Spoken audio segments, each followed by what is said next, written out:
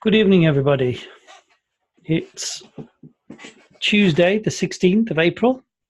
We've changed to a Tuesday night because Game of Thrones is on a Monday night. So you can see I got my priorities right. So the theme is the big wake up. And you'll find out over the weeks what that actually means. What is the big wake up? So let's have a quick look at the markets. Where are we? So for the week, Bitcoin is down 2.1%. Well, it was at 530 today, but I've just seen it's taken it's suddenly jumped in the other direction. So that's just the way the markets are. Ethereum was down 7.9%. Ripple was down 9.3%. And Litecoin was down 4.2%. For the month, the trend looks pretty good. Bitcoin up 26%, Ethereum up 15%, but poor old Ripple is up 0.9%. Doesn't fare too good against all the others. Litecoin up 28%. So these figures at 5:30 today, on the 16th of April, from CoinMarketCap. Because they give you the weekly and monthly figures, you just need to work out the percentages.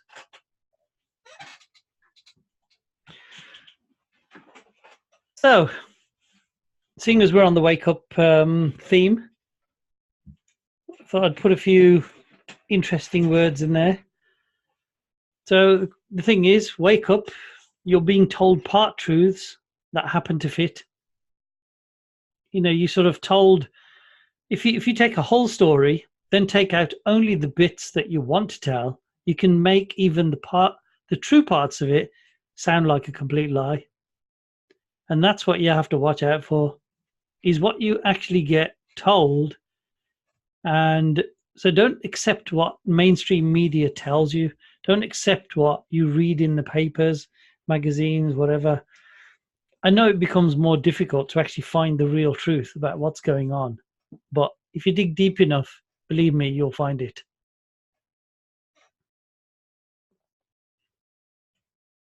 So topics we're going to cover today. The European Central Bank. Panic mode sets in. Julian Assange.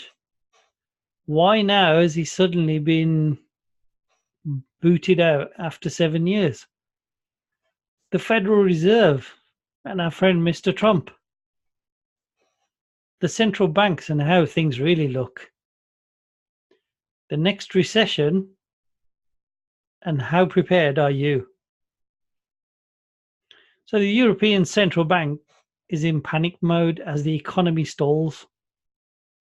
The Eurozone could not borrow from the momentum of the US economy the third quarter as economic growth slumped to a 0.2%, the slowest rate in more than 4 years. So when you hear about the excuses of, oh, it's Brexit and, oh, it's all these other excuses, the real truth of it is, you know what the truth is. You see it every day. There's more homeless people on the street. There are stores closing like there's no tomorrow. And they're telling you everything is wonderful. So there's lots of heavyweights that are really suffering. Brussels is in panic mode, trying to lean on the central bank for further stimulus. Because what happened was, when they were stimulating the economy, just think of it this way. Let's say your household is in debt. So what do? Let's go and borrow another $50,000, for example. So initially, it sounds great because you think, yeah, I can pay off a few bills, I can do a few things, get the few things fixed. Wonderful. But guess what? When that 50,000 runs out, you're even more in debt. And that's exactly the position we are in. The banks, the governments can't just keep borrowing because eventually they're going to have to pay it back. So it's like the impossible. It's a destination they're never going to get to. Italy fell into stagnation, and they're already in recession. So the European Central Bank has major problems. That's one of the reasons they can't afford to let Britain go. Because one of the things that other countries are going to look at is they're saying, well, we're in this special club, but if Britain leaves and does really well, what's the point in them being in the club? And this is all about control. This is about the central banks having control. Over the weeks, you're going to find out a lot of this is based around the central banks. Christine Lagarde believes virtual currencies are shaking the system. And guess what? They sure are. Because, one of the things, cryptocurrencies, unfortunately, the top dog in cryptocurrencies is Bitcoin. And it's quite easily manipulated because all you have to do is buy a lot of it, control as much as possible, and then you can impact the market. And then you'll have people like, Jamie Dimon and Christine Lagarde, etc., making comments which most people listen to. And they'll go, I'm not sure about this crypto thing. So you make a different decision. But the truth of it is, whatever they're telling you, do the opposite. If they're telling you that it's shaking the system, the real truth of it is they're probably quaking in the boots. They're absolutely crapping themselves. Because when crypto takes off, that's why when in 2017 it took off like mad, they clobbered it massively. The market we're currently seeing, whether it's the stock market, the gold market, the silver market, the crypto market, is manipulated. So here you go. IMF Executive Board approves $4.2 billion of extended fund facility for Ecuador. Oh, that's interesting. That was on March the 11th, 2019. Literally 3 weeks before Julian Assange got removed from the Ecuadorian embassy. Oh, and look, it says here, the IMF today approved $4.2 billion extended fund facility, and it says the board's decision enables the immediate disbursement of US $652 million. Basically, they gave them 67% of the money instantly.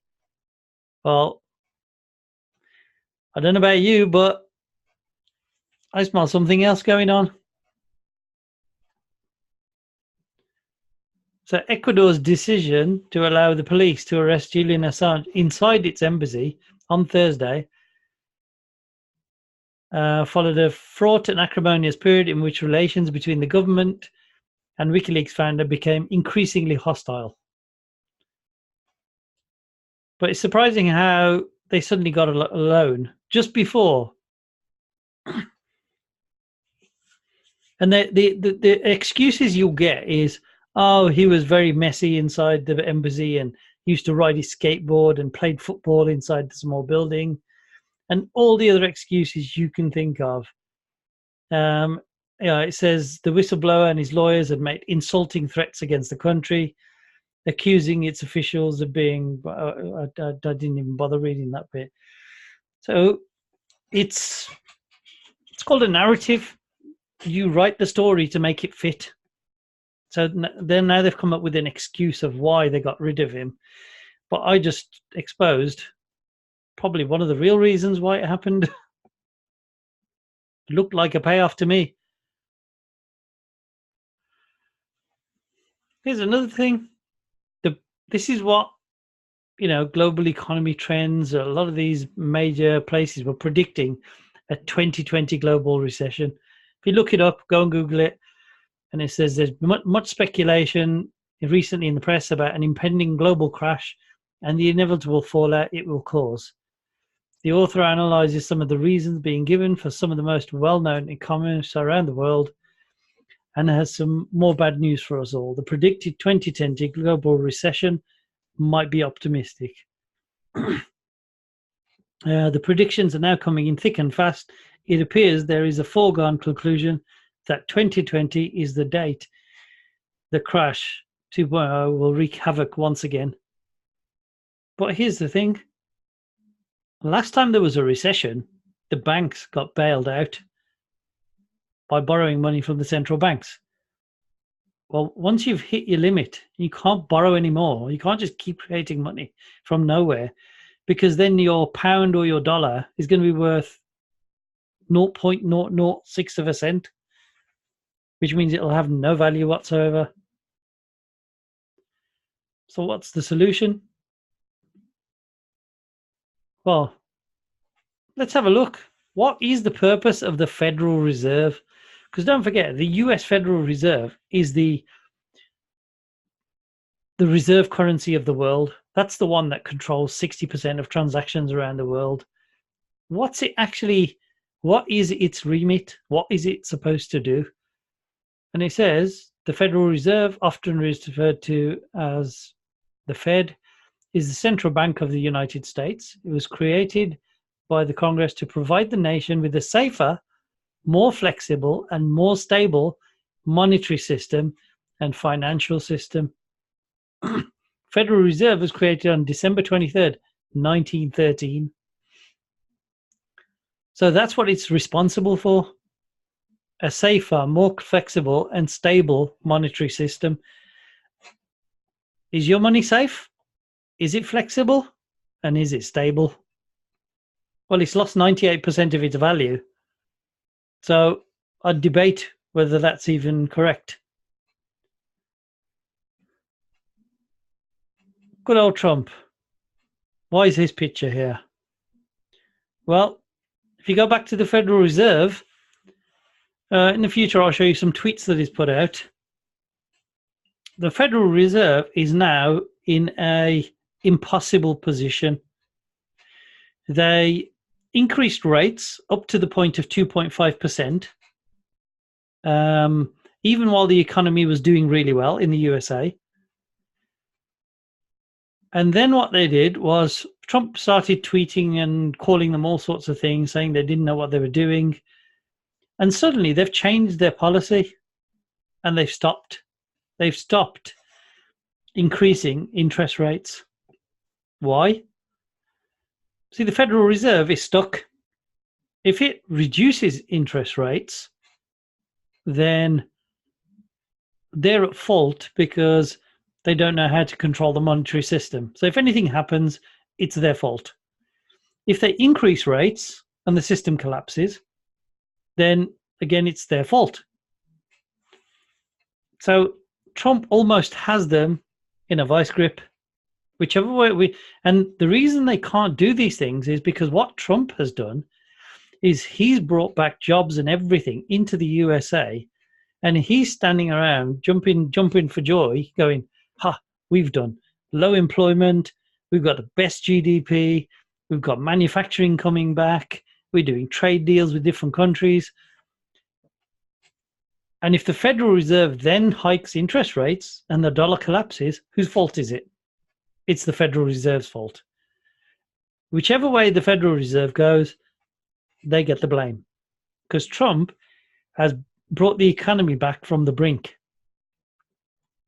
And that's why he's a fly in the ointment. He literally causes havoc in a good way for us. Because if you control the Federal Reserve, you control all the central banks around the world as well. So the Federal Reserve, saying it's dovish and signals an end to monetary tightening. What they're basically saying is there no more hikes in 2019, and they've decided to claw back the selling of bonds, because what they were doing, they were buying up stocks to keep the system running. We all thought, wow, there's loads of stock being bought and stock market's doing great. Rubbish. Stock market is not doing anything at all. It's crap. It's being manipulated by the central banks and the Federal Reserve. They're making it look good. The truth is, they're stuck. They have nowhere to go. European Central Bank warns markets not to expect a hike before 2020. That's because the Federal Reserve did the same thing. European Central Bank can't even breathe without the Federal Reserve. If the Federal Reserve gets a cold, European Central Bank basically gets the full flu. The European Central Bank on Thursday said it would not raise interest rates in the Eurozone before 2020, confirming what most markets expected. Wonder why 2020? That's an interesting number again. Look at this summary of current interest rates in central banks around the world. So there you go. Red marker for America, 2.5% because they were putting rates up. Australia is 1.5%. Chile is up 3%. Let's have a look further down. We've got India at 6%. Oh, look, this is interesting. Japan is minus 0.1%, which means if you put money in the bank, it devalues, it reduces. Some of it's gone. Oh, hang on a minute. There's a few others. Sweden is on minus 0.25%, and Switzerland is on minus 0.75%. So the minute you put money in the bank, some of it gets taken away. What a great system that is. Does that ever happen to crypto? Well, I suppose it goes up and down. Gold and silver, yes, go up and down as well.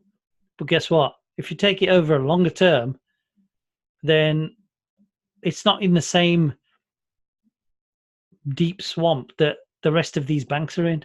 Because look, every one of them is on really low interest rates. Turkey had no choice. They had to boost the interest rate to shore up their devaluing currency.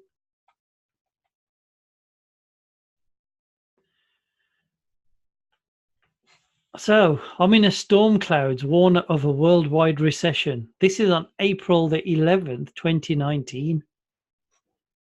Anything, what are they saying? What worldwide recession?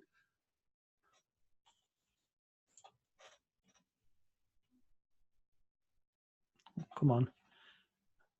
Decides it don't want to move. Ah, there we go. So this is the rest of the article.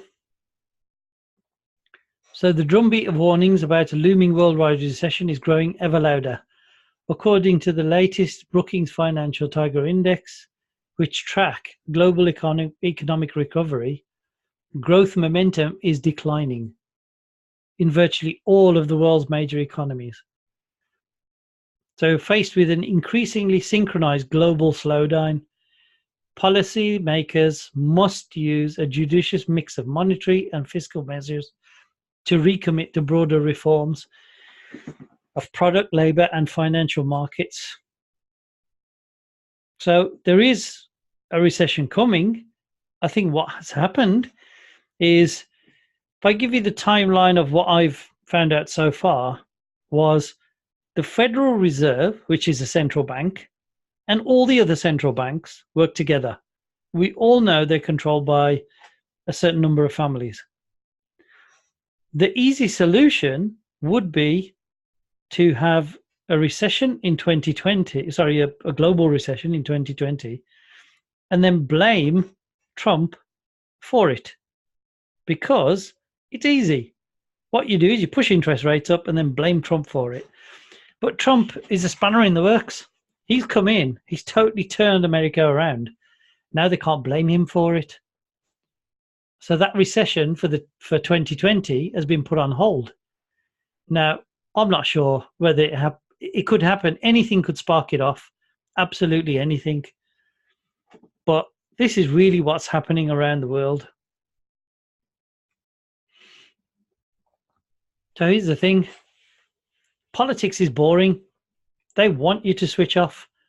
They want you to not listen. They want you to not understand. They want you to lose interest. The big words are there to put you off. But believe me, the garbage TV that makes you a zombie, that accepts everything as the norm, is just not the way to go. We can either carry on watching junk TV. Not every program's junk, but watch, the usual rubbish programs, which basically don't give you anything. And then suddenly you watch the news and you think, oh, it's boring. Let me switch it off. Well, don't. Because what we do is the system failed on educating you. Do you really think that's acceptable?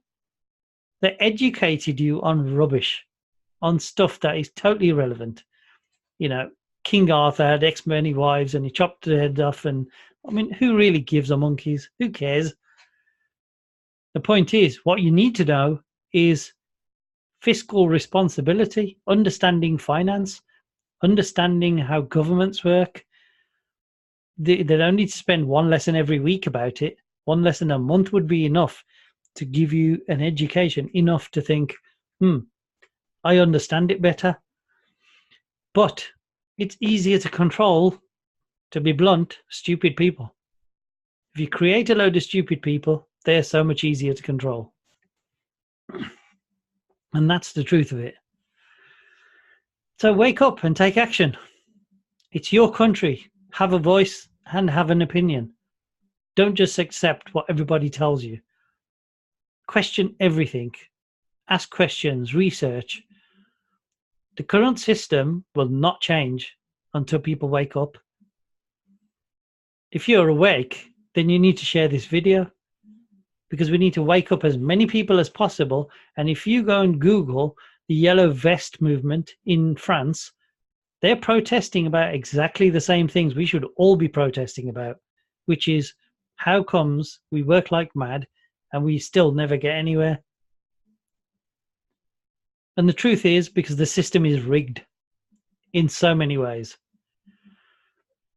So the corruption will never change unless we change it. And that's really it. We actually vote these people in, and then we sit back and say, yeah, it's okay. You can lie to us all you like, and then we'll just accept it. And then we'll vote some other idiot in, and that will be okay as well. Except in the USA, people got fed up and decided, you know what? Let's have a wild card. So crypto, gold, and silver are the central bank's kryptonite. That's why the central banks, well, not necessarily the central banks, but these three markets are controlled. They're controlled and they're manipulated to prevent people from moving out of fiat into these. And India, I just found out, there's 1,000 million ounces of silver that's either mined or recycled each year. Well, so far in the past 12 months. India has bought 220 million ounces of silver. That's 22% of the world's supply. Do you think they're daft? Do you think they just want it for jewelry? I doubt it. They know exactly what's going on. If something's being manipulated to keep the price low, you need to be looking at it to think, wow, what do I do? So what do I do? Buy assets.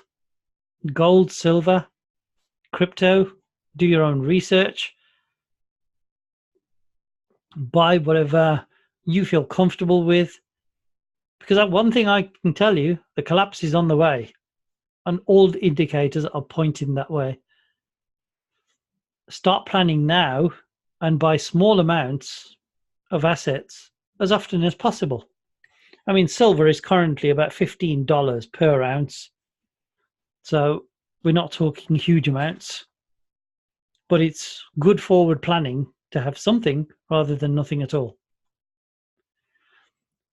So we do not know how and when the crash will happen, but we know it will. The person that prepares is planning ahead and protecting themselves. The person that watches this and does nothing can only blame themselves for doing nothing. So thank you, everyone. Thanks for taking the time to listen. No advice or tips are given. Everyone must do their own research to verify anything that is discussed. And if I'm wrong, correct me. Don't just accept what you're told. Find out for yourself. Subscribe to my YouTube channel. Click like and share this video. Because if you're woken up and you've understood what's actually going on, then over the weeks and years probably, you will get to understand that the market works in a different way to what you're actually being told. So thank you very much, everyone. Let me just stop the recording.